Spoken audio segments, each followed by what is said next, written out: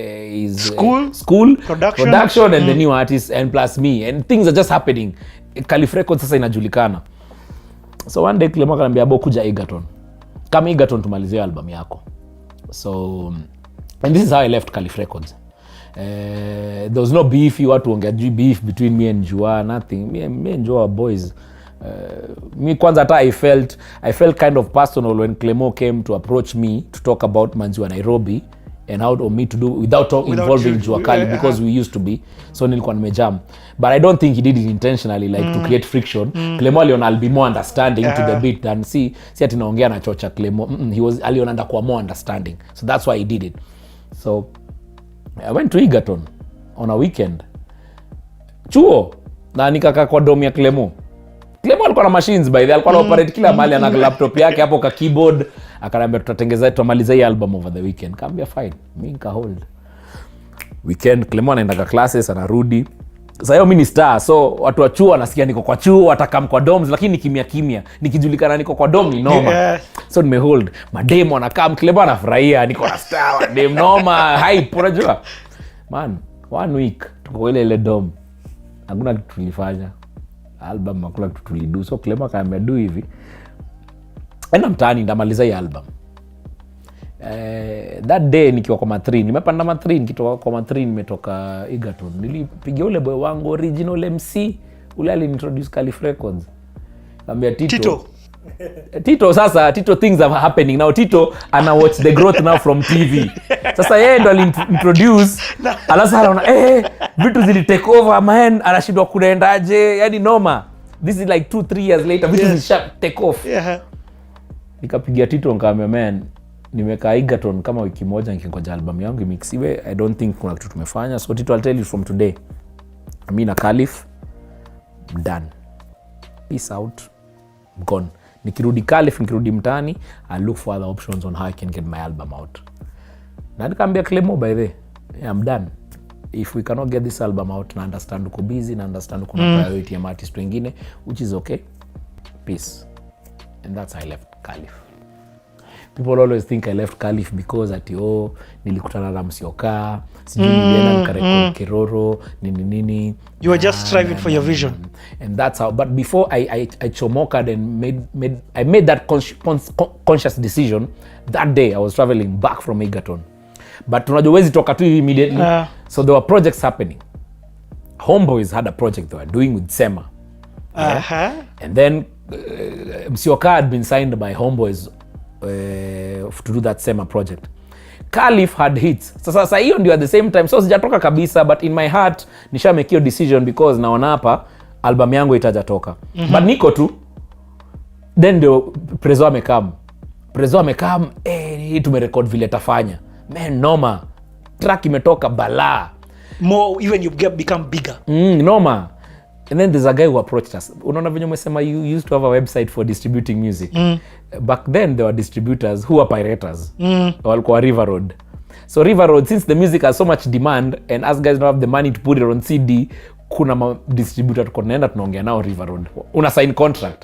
They used to be huge in the gospel arena. Actually, all the gospel artists have been made by River Road. Esther Wahome, I don't know, sold 1 million copies of a CD. Walikuwa na pirate mziki mpaka border ya Tanzania kila mali. Unaingia border unapata ngoma yako kwa compilation. Unaona Nonini, sijui nani. I'm like, my goodness, who made this? Imeuza mbaya. Tuko tuna sign my contract now. So wanakuambia sign a contract for every 100 copies we sell, we give you 10,000 whatever. But you know, they'll print 1,000 copies. Exactly. So watakugonga. Walikuwa pirate. Wanakucheza major. I love technology. Technology changed the game. So that time tumerecord vile tafanya nini ndio Sema recording with the Homeboys. So Homeboys had an arrangement with Clemo. Ikakuwa give us one artist from Calif, akam Homeboys record ngoma moja na sisi, then we give you Sema. So Sema wakakam Calif. Sema alirecord ngoma kali manze. Walirecord ngoma mob unifae na noma. Clemo alitengeza beat. Beat ya Clemo. Beat ya Clemo.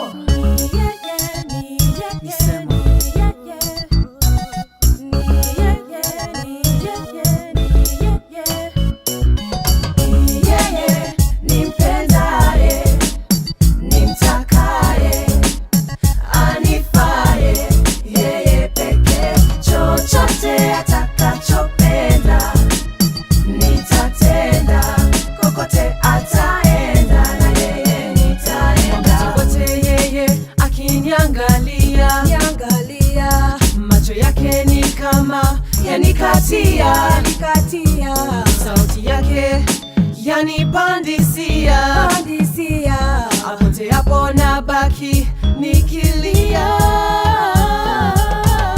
Yeye nimpendaye, nimtakaye, anifaye, yeye pekee. Chochote atakachopenda nitatenda, kokote ataenda na yeye nitaenda. Lakini at the same time But even sema walirecord hata inge ni poa. ni poa pia, Ni poa sana. kali sana. Yeah.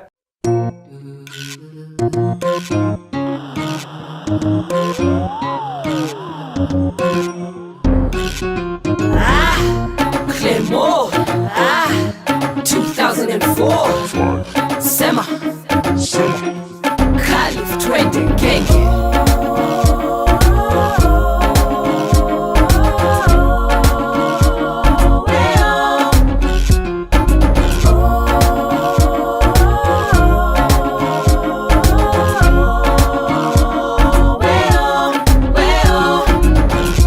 Toka nikujue na kuamini na kuheshimu na kudhamini, sijawahi kukusaliti, kukuhadhiri, kukudhiki. Maisha yangu nilikumwagia, shida zangu nikakwambia, mapenzi yangu nikakwachia, nikakupatia, njoo nami.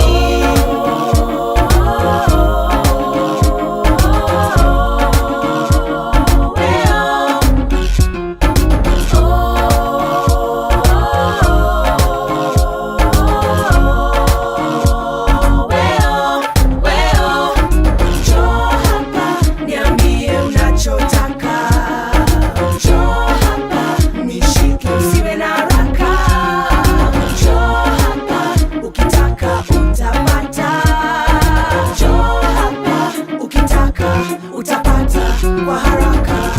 Sasa nimeamua ya kuwa kuna maneno ya kutatua. So at the same time that's when I was introduced to Musyoka. Nilikuwa namjua, nilikuwa namsikia, najua na noma, najua is the one doing the productions for uko fulani noma.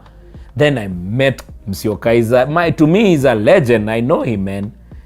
Musyoka pia amenisikia. Amesikia manzi wa Nairobi, amesikia Wekamu. Hey, so it's too... It was the exchange now. Yes, Vile exchange program. When do you nenda? Yes, and it was so coincidental, as in si ati nilipanga niende kurekod.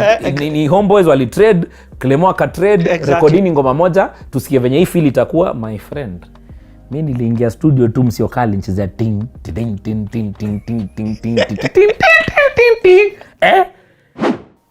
So we recorded the same album back here. So we battered a few tracks with Clemo, and one of the tracks that we battered with was Keroro. So Clemo did songs for Sema as we did songs for Calif. So the Calif artist I was given to work with was Nonini. Yeah, and the first song I did with Nonini was Keroro. Yeah, so that was our first song. As in, I was so tense recording that song because I didn't even know him. We were not friends. You know, I was just told, give this artist a song. So I go back into my folder. That time I've abandoned Fruity Loops. I'm now into Logic and Nuendo. So I go and now which track do I have? I found this loop. Hey, I found the Keroro loop. I have the files. So this was the Keroro loop.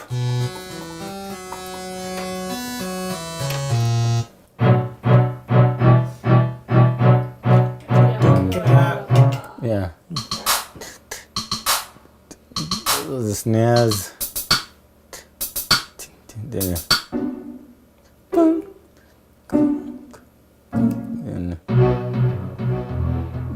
those the orchestra drum.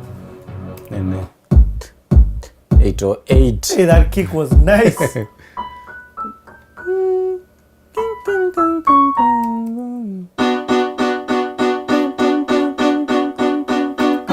That was the riser.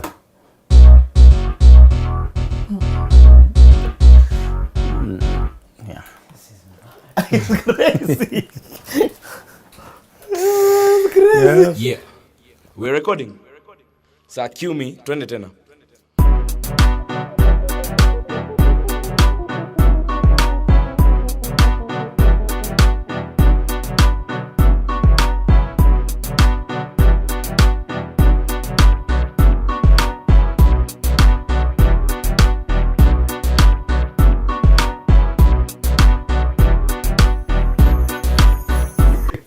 Dude, that is sick. The Keroro loop, the famous Keroro loop. Nikarudi nayo kwa ile room back, ile room ina kompyuta yangu moja, rudi na track hapo, nikaisikiza. My goodness man, again it's my life. Si matini, tuna have fun, tunadunda kwa maclub, tuko kole, tunakata maji. And then sasa, since popularity imeanza kugrow, a lot of people who are in the corporate arena are calling us for shows. And when they're calling us for shows, manze wanatubaya drinks, man. Wanatuita manze kina maina, yani watu wanakata maji bana. Top. Watu wanaka kitu. Si hatuna do, watu wanabaya drinks by the bottle. Man. Alafu I'll tell you a secret. And this is a secret maybe, let me unveil. Maybe inaweza chanua hawa jini wadogo wa gengeton. The way I used to write music, it was bold. Yes, it was so out there. It was I was tackling topics that are taboo, like watu wekamu kwa keja, watu wajaisikia vitu kama hizo. But the way I was writing skill yangu na metaphors and how is hizi metaphors ni Waswahili. Sisi tumezaliwa Calif. Calif kuna Waswahili. Waswahili wengi wanapenda kutumia metaphors, taarab. Wajua taarab music. Taarab music is very dirty. It's very dirty music. But the way taarab is sung, ni taarabu kisikia ikibwa ni tamu. Ile kitu nikwambia flex, so ile imba ina sound poa. But the way it's written, it's metaphors. Unless you know, you know. If you know, you know. Kama mtu mzima utaelewa. I get it. Elewa, nikiongea juu ya welcome kwa keja nini, wewe kama ni mtu mjanja utaelewa anasema nini. But utaelewa directly. Metaphors, fundamentals of hip hop. Na hizi ndio vitu wa junior siku hizi naweza like understand. That's how the music didn't get the hate that the current music is getting, because the current music is it's too raw. It's sawa, iko poa, but iko too out there. Audience lazima mpatie lazima afikirie till today kuna watu muona wanaandika kwa Twitter, that's what Nonini meant. Umekuja kushikanisha hii kitu 20 years later. Surely mu check and I am like, what? I was singing this when I was young, nilikuwa naimba madhabu. That's what he meant. Exactly. That's what we did. Like, you know, you have to know how to hide that story. It's writing, it's skill. Lazima ujue kuandika. Yeah. So Uswahili na hii kuzaliwa Calif, fortunately ndio ilitupatia hiyo that trait of knowing how to write this music. Nonini, tulichukua ka break hapo kiasi. Hebu endelee na hii story ya intellectual rhymes. Yani lazima tujue kuandika hizi muziki. Mi back then nikiwa 21 nikiandika hizo mawekamu mamanzi wa Nairobi kwa bafu. I was discussed in parliament. Ilileta noma mpaka kwa parliament, kwa news.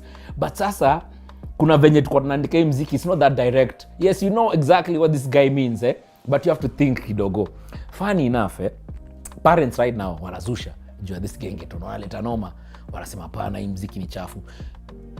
Back then parents walikuwa wanazushia watoi wao, lakini watoi wao au niandikia siku hizi kwa I used to hide and listen to your music before my mother sijui asinipate. Nilikuwa na watch the beat, ile repeat, madhangu asinipate, but what they did not know, wa mother walikuwa ameninoki buda. What do you mean? Buda. The mothers are calling on the side. Buda, mashuga mami manzi walikuwa wananiita mbaya bro. Naenda mashow, mother anakuja ananiambia, you know, my daughter likes you so much, my daughter likes you, but although your music is kidogo, I don't know, but I also like you. So point is the way the music was being written, vile tuko naandika hii muziki, it's not offensive. Lazima ufikirie ujue nini namaanisha. Kuna watu mpaka wa leo au niandikia kwa Twitter, muona wanaandika haya, kumbe this is what Nonini meant. I'm like, haya boss, umegeti kitu 20 years later. Come sharp kidogo. Of course, that is what we wanted to do. If you know, you know. And it's a style. But that's also a skill. It's a skill. It's not everybody anaweza fanya hivyo. Yes, but Yeah. in skill iko kwa mziki. It's been done by Tarab people, it's been done by hip hoppers, it's been done. So if you're keen about music, you would know. But maybe the generation has changed and the new generation is all out, ni tuende kaende. But we avoided a lot of things with that hiding of the messages. But me, I was bold. The topics I handled were crazy. So I met Musyoka. But before I met... So the song that you first recorded with Musyoka, Keroro. Hey, tin tin tin tin tin tin tin tin tin tin tin tin tin tin tin tin tin tin. Hey. Yeah. We're recording. Sa cue me, twende tena. Keroro za Nairobi ni poa kuliko za Russia. Yeah. Oh. Hii ngoma ni ala tuwapenda kwenda maklab huku Kenya. Na ala tuwanaingiaga club wanatoka asubuhi na mapema. Na ala tuwapenda kupewa. Hata kani shindano dunga kwa mkono bora ufike kwa hewa. Another Homeboys Productions. Yeah. Wajon meshindwa kusema jina yangu no nene. Wajon meshindwa kusema jina yangu no nene. Kwa nini? Kwa nini? Kwa nini? Kwa nini? Keroro, Keroro, Keroro, Keroro. Niko kejo, niko majijo, niko Keroro. Hakuna tunaona kwa club isipokuwa biangu na watoto. Kwanza kwa kaunta kuna moja ananipiga usoro. Na mnyemeleo kunikisita niangalia vibaya lakini mimi najua yonitaka. Mkoa wele ama mimi naona vitu zangu. Ndacha kwenda kwa mama pima joko kunywa ng'ango. Wanukia poa kwani umejipaka nini? Na hope umejipaka huko chini. Asubuhi kifika joy club nisitoki. Bila wewe nimekukunja jo ndani ya ikoti. Ebu simama kwanza nikagoe hizo vitu. Nikiona zimesimama lazima jo ndakutibu. Na zimesimama lakini nikuulize swali. Umevaa chupi ngapi jo hapo ndani? Na usiniongeshe kingoso jo. Kwani wewe ni mlami? Leo nimebeba CD zangu. Sidhani trust yangu haiko na bado weza sema nami. Sina trust na bado weza sema nami.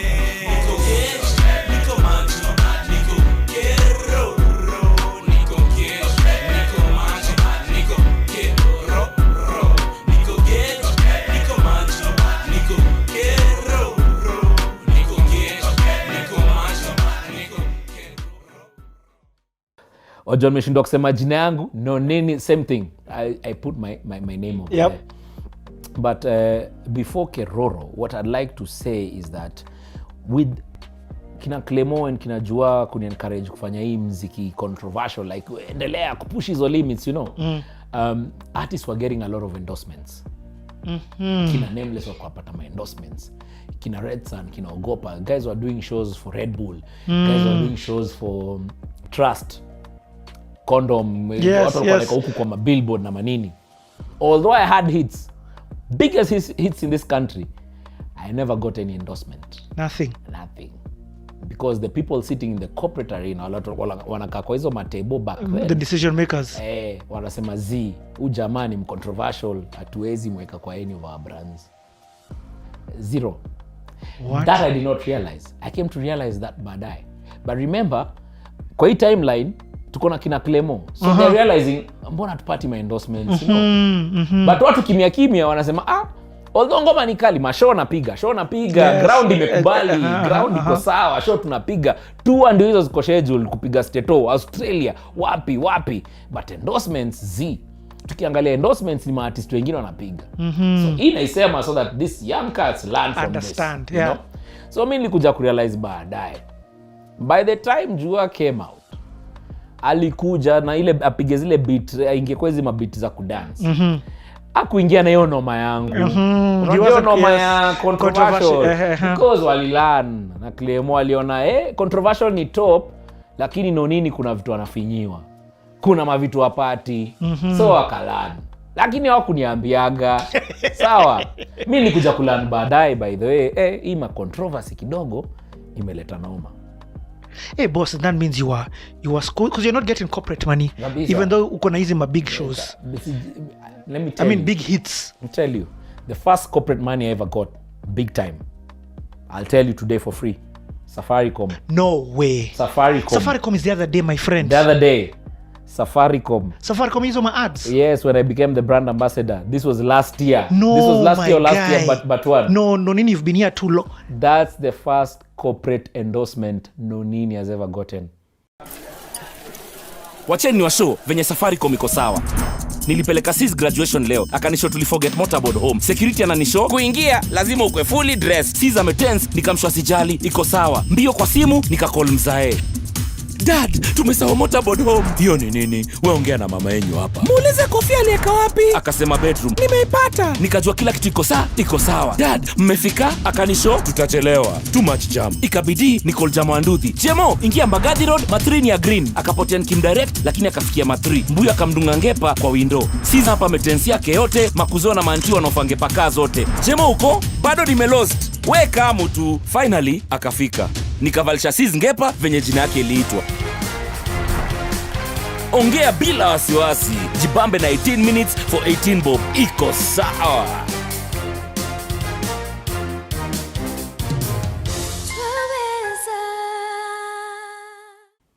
What? So unaweza imagine what I've gone through my career. The other day Martis walikuwa wanapata my endorsement. Homeboys was doing shows huku wanachukua. Of course, Kenya Lives, you've not even been on none of them. None. Hata hizo Kenya Lives jaikuwa plus there are some gava projects that were being done. Homeboys wanachukua watu wengi. My friend, hizo project nilikuwa nakanyagiwa mbaya sana. But you know what? That built me. That built my character. That built who I am today. Without that, I wouldn't be here. I wouldn't be who I am. Understand? Yeah, so my first endorsement ni juzi tu. What? Yeah. People started getting endorsements. Kina Jua alipata Orange nini, Juliani akapata before, akapata sijui Motorola. Motorola, hata ile ngoma Motorola, the one kina Abbas na Shinsky. Yes, nothing. Because Nonini was that brand who's out there is controversial. So nobody wants to you know, to play around with that. Yeah. So let me ask you. Yeah. I want to take you back. Hey, that thing has shocked me, by the way. That thing has shocked me. So Safaricom is the other day. So your story many shock because you've been in this industry for a minute. Yeah. But I want us to go back to one which before we let it go. You and Issa. Yes. Thank you for reminding me. Ebu rudi kwa Issa tuambie. Hiyo kwa Issa tuko kwa timeline ya Manzi wa Nairobi part 2. Si tumerelease video. Imetoka Manzi wa Nairobi inapendwa mbaya sana. Homeboys used to do shows called Unplugged. Unplugged was they used to do Unplugged every November. So Unplugged, they'll put all the artists who are hot, mziki zote zile hot, they'll put them on one stage, and then shule zimefungwa, watu wako home, twende kule hanye. Unplugged was being done in Carnival. I remember. Yo, tuliingia Unplugged, alafu sasa hiyo ndio mimi niko na hit ya Manzi wa Nairobi, and then remember we have backing from the whole estate. Calif tunaingia si wote. Boss tukakaa chini na Clemo tukamuza sasa hype. Nda performaje hii ngoma? Hii ndio my first performance ya Manzi wa Nairobi. Akaniambia boss jali, uko na wale madansa wako walikuwa kwa hiyo video kina Winnie, ingia nao. Second, hiyo stage tutaijaza na madem hivi. Bonga na madem wa mtaani ni nini. Alafu unajua ni aje hapo kwa crowd tutaplant madem karibu 10. Sawa, safi. Alafu madem 10 tutaingia Kikomba tu wabaye mangodha. Sawa. Tukaingia Kikosh, buy mangodha manini, nini. Sunda wale madem 10 wakaingia kwa crowd na mangodha. Nonini ingia stage Manzi wa Nairobi. Wini nini katika na venye napiga ngoma, mademo anaingia. By the time ngoma iko halfway, stage imejaa madem. Sawa, crowd inaenda crazy. Crowd ikigo crazy, kuna wale madem tumeplant. Rusha mangodha. Noma. Homeboys will never forget that show. That show was dope. And on that show, backstage, that's when I met Issa. Because after my show, Issa was coming. Kwa stage. Niko nasikia Issa. This track kumbuka ili happen kitambo. Issa amedrop album. That's why I met Issa. Tukabonga, tukiwa najua, we were introduced manze noma, nikaambia ni Kenya nafanya for South Sea. Bala yani is one of the people representing Kenyan music and we love him. Na tukasalimiana yani poa sana. After that we were cool, and then after that is now when the accident happened. But from there I knew we could have done collabs together because awkwardness from it's out of the way. Now the only thing there's you can respect for each other. Respect. Do your now, thing. Yes. We'll connect ahead. Unfortunately, what happened, yani rest in peace. And what I can say about Issa, the mom and my mom are good friends. Issa alizaliwa Calif. Nilisikia hii story. Calif. Madhangu anajua madhake. So my mom is a Jehovah Witness. Mother Issa pia ni Jehovah Witness. So that's how wanajuana.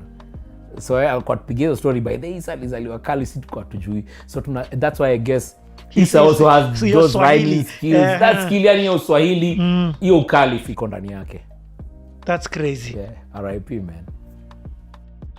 And thank you for doing us. So actually, even before we enter Keroro, what about the song that you did while you're watching? Boss, ni tu mini fan najua catalog. Man. Again, remember hii time na recordism muziki is when still nasumbua Clemo nataka album itoke, yeah? Nimepiga Wekamu. After kupiga Wekamu, a cousin of mine called me. Anaitwa Janet. Janet ni mtu wa Mudhama. So called me. Nataka kufanya muziki. Nikameingia studio, akakam Calif kaambia Clemo cousin yangu tumtengezee ngoma. And tukamsaidia kuandika. And the song we made was Unipati. Nilikupa roho yangu ukanitupa niliacha. That was my cousin. Tukapiga Unipati. So music is building. My repertoire of music is building in Calif. So I'm feeling I'm on track number 6. I need track number 7. Then in my mind, that's when now things happen. That's when K-Raptor alikuwa best yangu sana. K-Raptor twende tukawake. From all the Ogopa artists, K-Raptor tuko na meet naye kwa mashow. Tume exchange number. K-Raptor used to call. Ni aje mko wapi tudunde weekend tunaenda tunadunda. K-Raptor was one artist who reached out. Hakuwa na hii mambo ya nyinyi Ogopa, nyinyi maobs, nini. K-Raptor was cool. K-Raptor ndio birthday yake Florida. Tukadunda mbaya sana. Kuna dembest yangu aitwa Nonini, siku hizi yuko US. Yendo K-Raptor aliintroduce code kwa birthday yake. The day after that day when his birthday F2 is when he was traveling now to go and do the show. That night is when he traveled kwenda kupiga show. Tumedunda mbaya sana.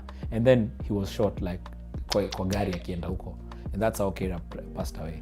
So all these things when they're happening, my mind is kidogo. I'm seeing the pressure of the industry. I'm a new kid on the block. I'm becoming a star. Then all of a sudden, kuna maartist wana dedi.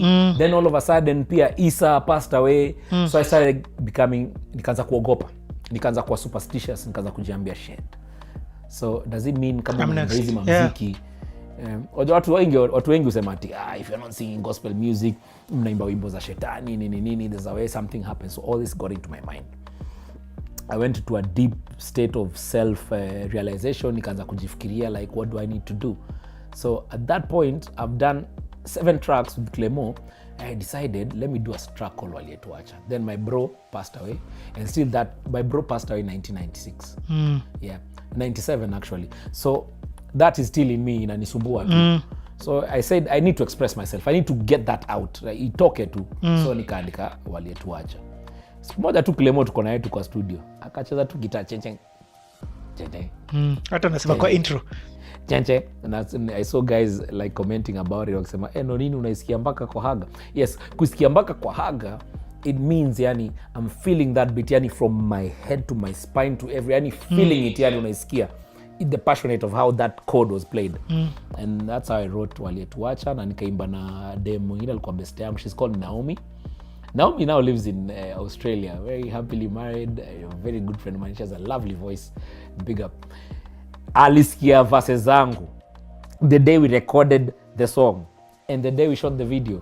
Naomi was crying. She's too emotional. Naomi, but it was deep.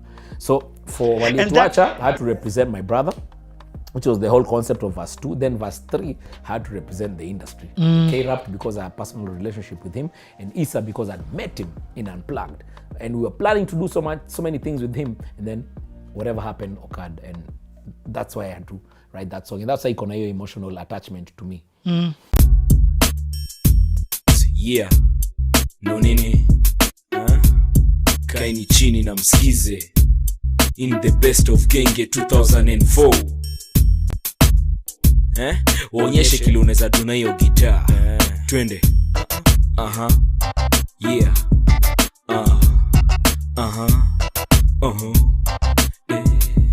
Yeah. Tena. Naisikia mpaka kwa haga kwa mara mwisho. Yeah. Jamaa cheni tu niulize swali moja.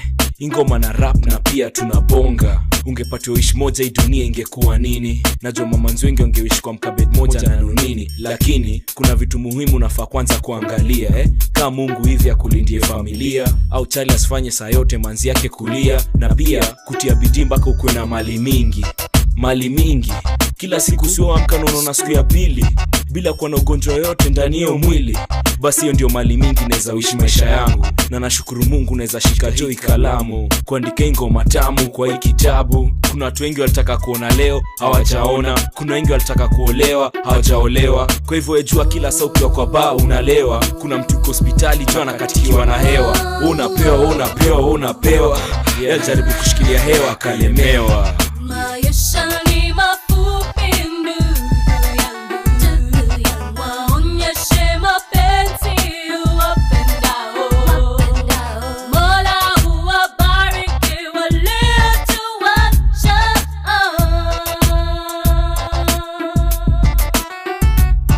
Maisha ni mafupi ndugu yangu, waonyeshe mapenzi uwapendao. Mola huwabariki waliotuacha.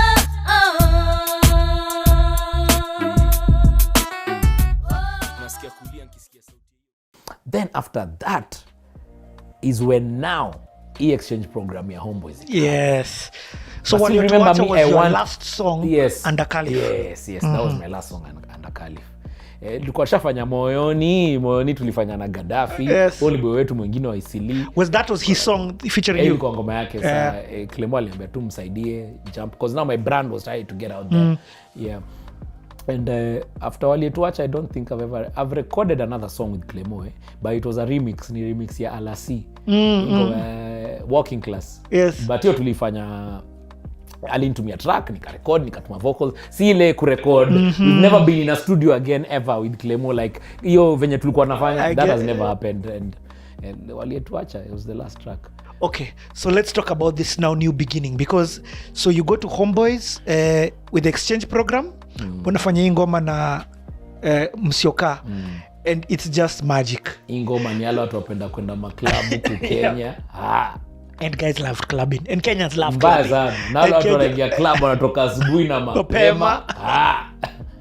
That thing blows up. Yeah. And then it's wonderful that you even did the video. So is it now that you decided, me and this guy, what is the repetition, what was the rapport with you and Musyoka? Did you just click and be like, I'm not looking for somebody else?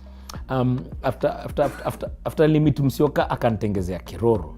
Man, one, hiyo beat kwanza ilinimaliza because sikujua kuna producer anaweza ni understand. By the way, I thought Clemo is the only one who understands me. Like anajua habo ndamtengeza hii track ataipenda. Meeting Musyoka and talking to him just one day, he told me go back and come back. Go and come back. After one day I came, the track he had made for me. From our conversation, Ali understand who I am. Ali understand what I like. And once I click that with somebody, nilikwambia nini? I take it and run. Unakimbia.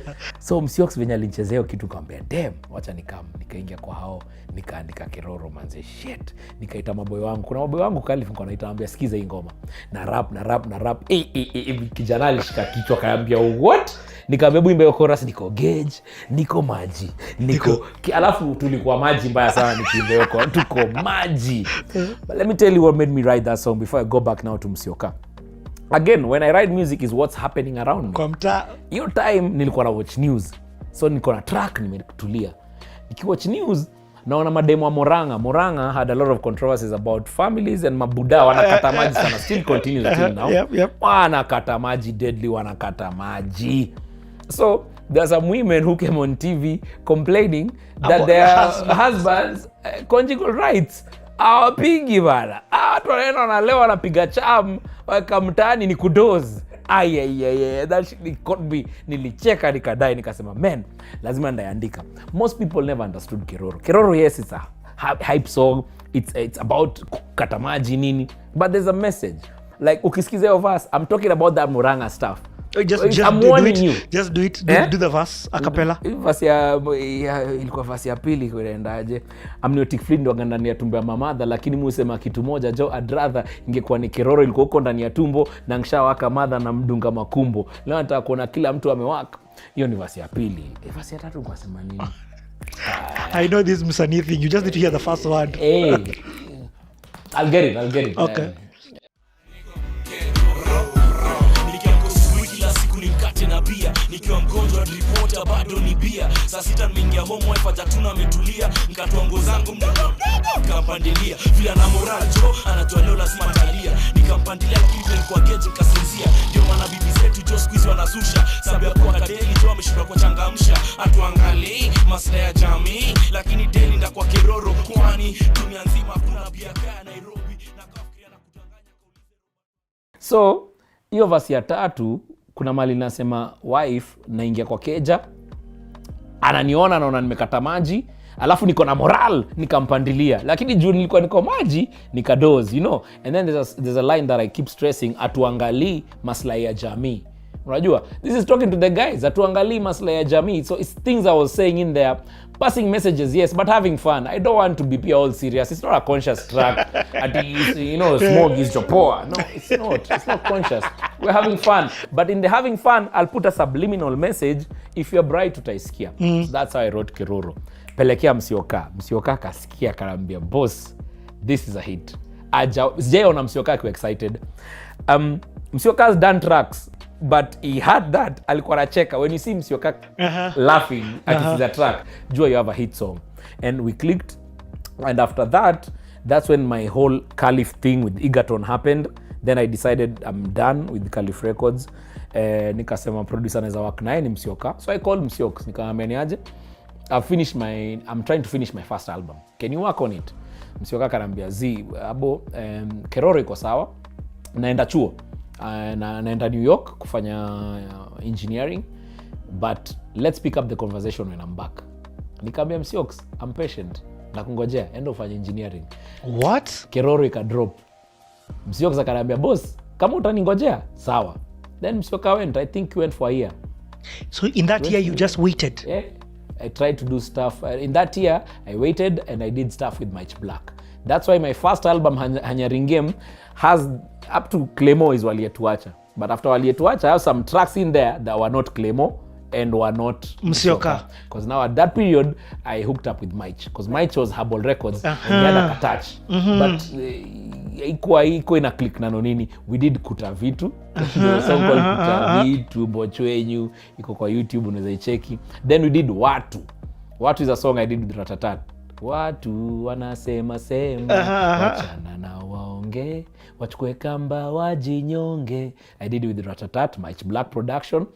Hakuna mtu anaweza separate Nonini na genge. Utanyamaza nkamtuanisha speaker za chenje. Watu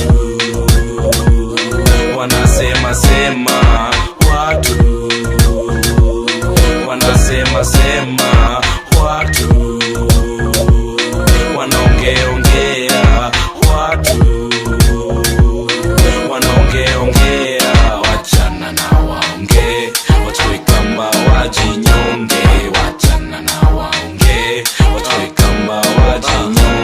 Vipi mtoto, mbona umenitupa? Nilipiga simu jana nkambo umeenda kwa duka, kukufuata kona jamaa fulani anakukunja, ndika ningia kwa akili ushanchuja, usijaribu kata, liambwa na papa, pia aliambia jo akaniambia jo alishangaa, nikamwambia inaweza kwa brother yako si anaitwa Rama. Brother gani wanashika sitaki kwa haga, pia Nonini bongo la acha ufala. Tuliza papa, wache atuambie, si uko hapa, hebu tuambie.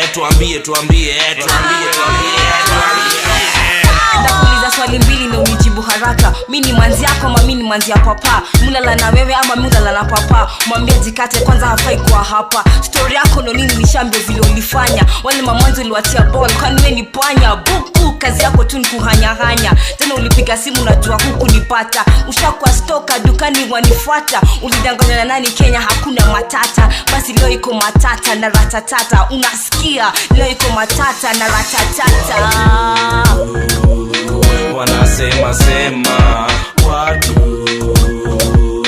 wanasema sema, watu. And then there's another third song also on that album. So during that period is when Musyoka was in school. I get. So you're just here. You've known that my time with Clemo has ended. I'm waiting for this guy Musyoka to come back. So you're experimenting, but you that's when you realize, let me just wait for Musyoka. Yes. But in that moment you released this album. Yes, Kanyaring Game. First album. Sasa my wish was I needed my album out. And that's what drove me to chomoka Calif. I get. And nikatoa Kanyaring Game. Kuisha album out. Piga madili uko na madistributor nini, promote mziki, blow up, so somebody has something tangible. The reason I wanted the album out, I didn't want to tour without a product. Because you can make money, you can make money, revenue. Boss, nilipiga tour America, najua muulize my friend. Okay, so this is now when you go to America. Yeah. So when Musyoka is in America, hata wewe unatoka Kenya. Yes, mimi na tour. I'm touring. This was your first time out of the country. Yes. Able to chapia his story because I know tuko na story more, but we have to at least touch this one. Yeah, so DJ Peter again is called na company yake inaitwa Afrique Seattle. He's the one who came, took a mix CD, akaipeleka Stato, akaipromote tuko mbaya sana. Mziki kapendwa. Tukaitwa tour. Me, I was that guy, although nataka kutoka Calif, jua bado ni boy wangu. Yeah? Nikaambia technical rider, kama sikuji na jua kali, haiwezi. What? Kama siingia America na jua kali, haiwezi. Yes. And wakaandika nini, sawa. Stato. Mimi na jua wangu wa nguvu, ndege. Tukaingia America. That was the best tour ever. I have some behind the scenes. There's a documentary I'll drop that has behind the scenes of how our American experience was. Noma, watu wametoka Calif vijana wawili hatujaingia Stato. Then let me shock you. My sister ule alitupatia microphone and the computer. At that period before I started becoming, when I was recording the music tukihustle, alipataga scholarship. Akaingia Stato. Akaenda kusoma. After kusoma akakaga Stato, huko ndo alikuwa anafanyaga job. So she never experienced this. My sister left me hustling kwa ile room nikimwitisha microphone. My sister came back 5 years later, anaambia brother yako anaitwa Nonini. I'm like, what? What happened? Ni star. What? Ule kita amini. So forget, even before she comes back that 5 years later, nilimpata Stato. Sistangu tulimchangia zile za family nini tununue ticket nini. Fans wa genge walinipandisha ndege. Sistangu akaniona Stato alishtuka. What? Nikamwambia unakumbuka ile microphone ulitusaidia nayo? Amenifikisha hapa. Sistangu alishtuka mbaya sana. Tulipiga tour, tukapitia state yake, tukamgotea, tukaendelea na tour. Manze, that tour the promoter took us katoka kwa keja yake, akatuambia hapa ndio tunakaa for the next 3 months, lakini sasa we'll be touring around the states. Hakuna ma flights because flights is expensive kwa wili. Akachukua van. So tunaeka tour the next state, 23 or 25 states najua. And then let me ask you, is this where you shot a video? Nimetoka mbali. Ulishoot in ndani ya hii tour? Yes. Because sasa nimetoka mbali, me I had a passion for cameras. So I bought, kuna hizi ma PD 150, then after PD 150 there was a higher version called PD 170. Nikachanga nikabuy PD 170. So ngo anatembeaga na hiyo camera. So every time tunazunguka, mimi ndio na record, napatia jua, naambia ni record, ana record. I've documented all that. I have all that. I know footage. In fact I was very impressed when I was doing my research. I was even telling the guy who Derek, the guy who ideas me with editing videos, that I've never, the amount of behind the scenes content that you have, you know, because hizo ndio cutaways za kuweka ndani hizi video. You actually are very good at documenting your history. Napenda sana. I love camera works, and ever since I became a designer, could design my logos and everything, I moved into editing, video editing, and that's why I have a production company called Prohabo, and Willie Ousu mentored me into that. Even right now I edit my own things. Unaweza nitumia kitu ni edit na ni publish, because nilichoka ile unatumia editor anakuweka again. Sipendi hiyo. Nataka kutoa album tutoe, nataka kuedit to edit. Usianze kuniweka hapa na kusumbua. Nitaifanya. I'll find out how to do it and I'll do it. So stay to how the love was crazy. Ulienda na product. Man, product iko. Ulitengeneza do Tuna ma t-shirts. Tuna ma CD. My friend, tuwa. zinaisha una print tena huko noma. Tunaingia Boston, jua manze, Boston manze, tuliingia club hivi, kila mtu anaongea huku ni msapere manze, wanaongea kisapere noma. Tumetoka hapo Atlanta, bala. That was the best tour ever, and it wasn't the first time. We toured again 3 times. You and Jua? Yes, I think tulienda tena, alafu Jua pia akakuja akapiga tour yake pia kivyake. Kutoka huko mpaka hapa ni distance, kumaanisha umetoka mbali. Nimetoka mbali. Yeah. Oh. Nonini. Yeah. Unajua jani wanzia place fulani na mali naisha, kuna mtujua itaishia wapi. Kenya nzima isauti najua sai jo mshaijua. Yotu ndo kwa kitaka jo sai mtanchambua. Chuo nikiandikaga ngoma sinikuwa mnanicheka. Unasema umejidanganya hata umegeuka mtu wa ngeta. Tukikutana sita kulenga, wewe ndio utahepa. Ukishikwa moto moto wekwa, wewe ndio utachomeka. Miaka 5 sasa ina industry imejaa wasanii. Wengine wana majina poa, wengine wana majina sijui gani. Wengine walianza zamani jo lakini sasa wanatamani. Kwa kama mimi mafans wengi wapende yani. Shenipe liwafundisha na manzo Nairobi mahagaga kuita madem jo ikageuka hobby. Sawe kama ikaingilia story za kimwili. Mamanda akachukia lakini jo ananipenda kisiri. Kajulikana na Kenya jo mpaka Washington DC. Na masikio kaanza kutuma salamu kwa wadosi ndani ya nimetoka mbali, nimetoka mbali, nimetoka mbali, nimetoka mbali, nimetoka mbali, nimetoka mbali, nimetoka mbali, nimetoka mbali, nimetoka mbali, nimetoka mbali, nalianza story ya manguo 2004 kutaka lakini kashinda chaguo. Matini juu kwa nini wananipenda sana, lakini mnazotazidi kunipenda bana. Kabla toke rap Nairobi ilikuwa imekufa, ilikuwa imemado imefungwa ikazikwa na kakula. Ruka miujiza rap ndio ikafufuka. Mdomo yako inakataa, roho yako inajua kweli ni gani. Watu wawili walisevi rap ni mimi tunajua kali. Tumefanya ikafika mbali jo na watu wakaikubali. Kuna MC wengi jo wanataka kuwa kama mimi. Morale endeleni hivyo hivyo jo mjuakilishe kamili. Kitu moja tu nitawaambia tu hivi, be careful what you wish for kianani. Maneno si rahisi. Ukiona unapendwa na watu wengi, pia kuna wana nakuchukia wanaweza like kudedi.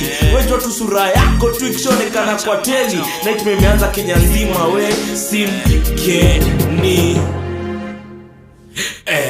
Nimetoka mbali, nimetoka mbali, nimetoka mbali, nimetoka mbali, nimetoka mbali, nimetoka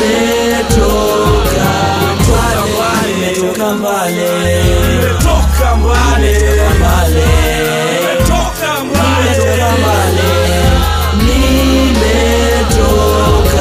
mbali, nimetoka jina genge badala mseme asante jo na BF Kisenge. Kwa na msikivi baya ngoma zetu zitwa local jamaa wanafanya ngoma. You know, I like what you're saying. So even now you enjoy boys. I mean because even after kutoka Calif bado ulienda tu unajua. Noma ile ilikuwa ni unajua mimi sinaga noma na mtu yote. I've explained why I left Calif. But you know there are a lot of stories that started running in newspapers at tumekosana, it is because you Jua nini. Nah man, me I've never had any problem with Jua. You know? Problem yangu ilikuwa tu album yangu haikutoka and I felt I needed to grow and I left and that's it.